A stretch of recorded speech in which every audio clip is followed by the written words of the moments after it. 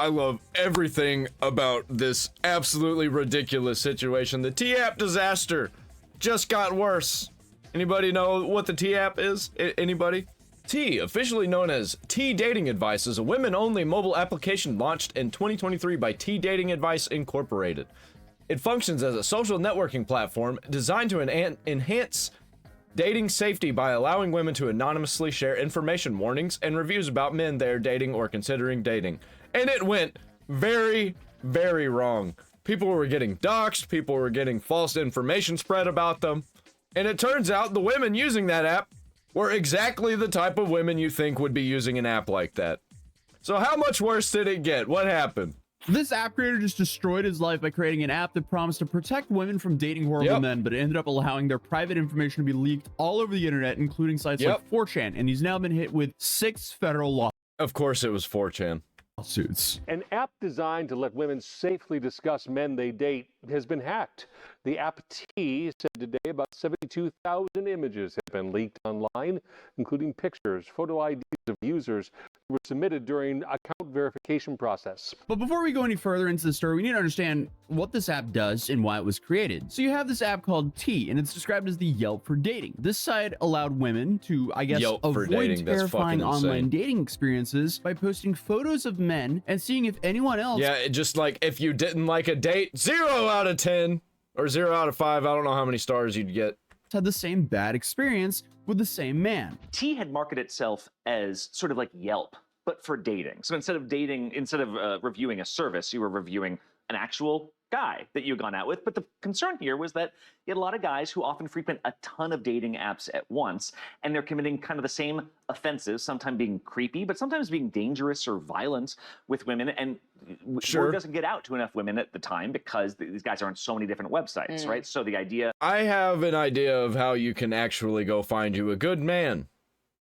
A good single man who's not going to be a creep. Go to church. Just go to church. You'll find a man. I guarantee it. And he's not going to be a creep. Was like, don't worry, this will be a central place, not a dating app. This is more of like a research app. Gee, I wonder what could go wrong. But it's said to be influenced by Facebook pages like Are We Dating the Same Guy? A good example of this would be a 27-year-old woman who became skeptical of her partner. She was recommended the Facebook page by close friends, only to find out he'd been posted about in a negative light by like 10 different women. So in theory, this gives women a form of protection to help them avoid bad experiences with men they're going on dates with or men they've already been in relationships with. And while I can definitely see this app could be used for good, I can also see, wow, this app could also be used for harassment. But unfortunately, that's not even the app's biggest problem because recently the app was hacked. According to the media, passport information, driver's license, and full names of the women all across North America were leaked. Bro, I understand all these are blurred, but I can tell. I can tell what these women are like. But was it actually hacked or was it just coded extremely poorly? Well, that's what we're going to be discussing. Yeah, 100% it wasn't hacked. It was all just out there. Today. So for some backstory for you, T was founded by Sean Cook in 2023 after he witnessed his mother's terrifying online dating experience. Apparently, she was being catfished over and over again and was unknowingly talking to men with criminal records. So how did this app help with this problem? Well, this app allowed women to post the man's first name, age, location, and other women on the site could share their experiences and share whether the man was a potentially good or bad person, using the terms red flag or green flag. And early users of the app had to verify with a form of KYC, meaning they had to upload a photo of themselves and a ID. So government ID. Which, by the way, I just want to point out that they're currently trying to force us to use ID to access the internet. And shit like this is happening, where people's photo IDs have just been leaked. So like, you know, ID and a selfie of themselves to verify their age and gender. This is because the T app was a woman-only platform. The uploading your identification feature was later removed at the end of 2023 and changed to simply allow you to upload a photo of your face on the app. In their terms of service, they promised that these images would be instantly removed as soon as the verification process finished. Well, apparently, that didn't happen. This may not seem important. Well, yeah, they got to keep it so they can sell the data. Now, but trust me, it plays a massive role later on in the video because every single user that signed up at the time just had their personal information leaked online. The T app suddenly went viral in 2025 reaching #1 in the App Store with a total of over 4 million women across America using the app. And this is a surge that was fueled mostly by TikTok and media coverage. And I mean, it's a solid concept, so there was no doubt that it was going to go viral. It's not. But here, It's not a solid concept at all. As soon as I heard what it was, I immediately was just like, yeah, I can see how this would just be a gossip doxing app. And that ended up being what it was. here's where things start getting a little bit sketchy and the cracks start to show. Even before the so-called hack or leak online, the app was drawing a lot of controversy over privacy, defamation, and people's overall opinion of the app. Online critics explained that the anonymous posting about men could lead to false accusations and even doxing. There's also been a bunch of TikToks that suggest that someone may have ended their lives because of this app, but we found That's no not good. information to actually verify that this is true. We just have a bunch of different TikToks talking about knowing of men that did that. I know how this could work. I know exactly what they could do to get this to work, and mostly nothing bad could happen. The men that you talk about on T have to be verified by the men themselves. They have to just post themselves to T, and then you rank them. That's the only way it's going to work. And just don't date guys that aren't ranked on T if you don't want to do that, you know? That's the only way I can see it working, is if guys allow themselves to be on the app. And if you don't, then you're just not going to show up on the app. Because of this app. And honestly, if you have a app that's designed to anonymously trash talk people, it's not super far-fetched that that would happen. But I can see how Yeah, this is no two-sided, because you have one side that says, yeah, this is good, this potentially stops terrible men ruining women's lives. But then you also have to realize Yeah, but this is just making it to where terrible women can ruin men's lives. there's this other side that points out that men are having their photos and information posted online without their consent, and that can lead to harassment because there's no guarantee that the information Yeah, I think only allow consenting men to be talked about on that T app. That's the only way it's going to work. being shared about this man is even true. There's the classic argument of what if Hey. men had an app where they More took Pegasus. non-consenting women, they talked about how ugly they were, they talked about how many people they slept with, don't ever consider this person as a partner, they've slept with 5 other people or something like that, right? And they called them psychos on this app, etc., etc. They made up stories about it. Obviously, instantly would be banned, wiped off the face of the earth, most misogynistic app ever, etc., etc.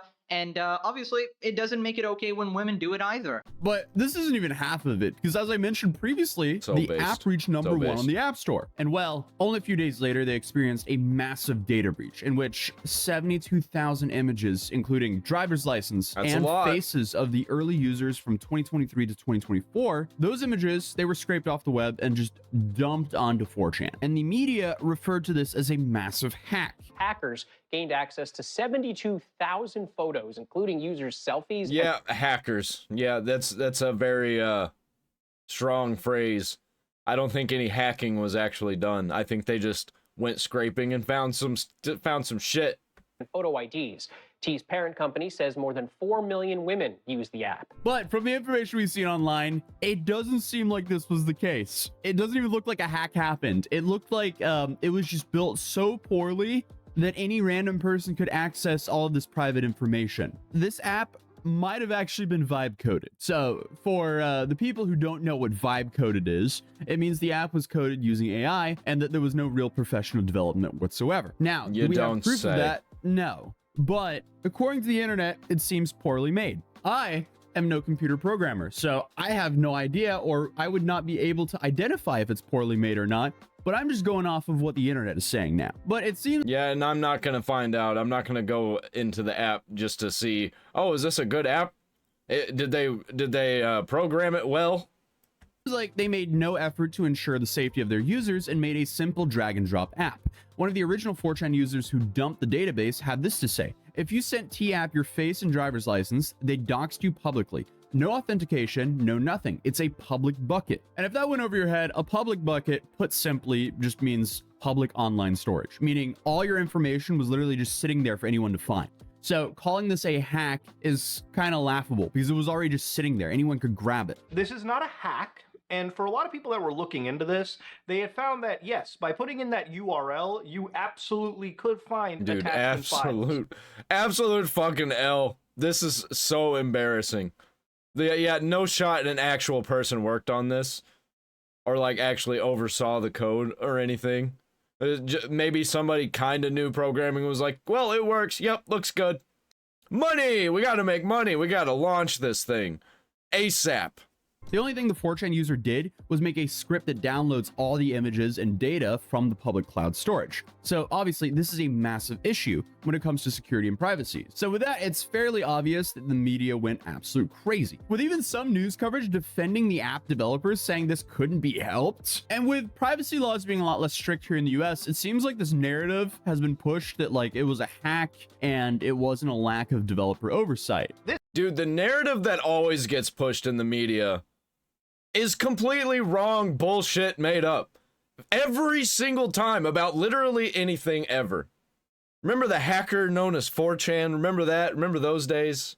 This whole app is a GDPR nightmare, which is one of the reasons why I think it's only in the United States as of now. If this was an issue in like Europe or Canada, where privacy laws, at least in Europe, are a lot more strict, this would absolutely put the developers of this application in the crosshairs. But putting the media and narrative aside, the internet wasn't happy. An app designed to promote safety for women literally made women unsafe. And what's even more crazy is the information leak could be used to commit various types of identity fraud. People could realistically use this information to sign up to crypto sites, gambling sites, all sorts of stuff to KYC. Like, this is a nightmare, because like a very real worry you have to have if your information was leaked in this, you actually have to worry about people registering and signing up for crypto exchanges and withdrawing money through your name. And of course, to make things even worse, 4chan even went as far to use which, by the way, is being taxed now, and it's being tracked through your name. So you're gonna have to pay the taxes on that if it happens.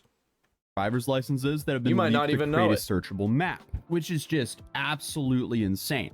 The company literally promised multiple times this data would be deleted instantly, and none of this information How would be about transferred that? to their servers. So they're looking at a legal nightmare, and that's exactly what they're facing. But you may be asking, okay, I'm seeing a lot of parallels with giant corporations, by the way.